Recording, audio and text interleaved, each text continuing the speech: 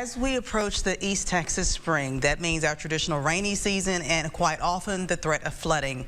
With that, a special East Texas team continues to train for water-related emergencies.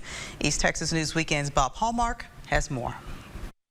Heavy overnight rains had some streets flooded in Marshall, where citizens had to be helped out.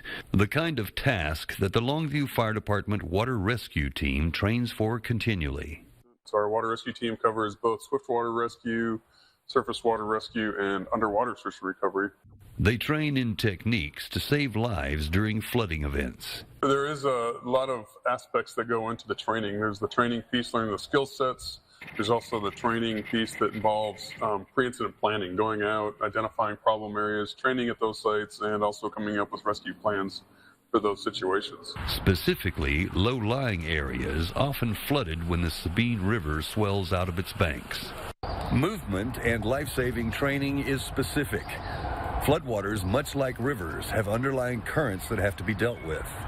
Swiftwater rescue by nature is one of the most dangerous disciplines that we do. You can't just turn off the water when something goes bad, so it's very important to use proper equipment, proper techniques. From swiftwater rescue to scuba diving, team members are trained in numerous skills for attacking flooding events with life-saving water rescue. We train both locally, and we oftentimes go to state, Oklahoma, Arkansas, even as far as Tennessee sometimes, to be able to train in conditions that would prepare us for flash flood. The many aspects that go into being on the elite team are necessary for responding to any scenario. Greatly improved our response capabilities and response times to those types of emergencies. Bob Hallmark, East Texas News Weekend.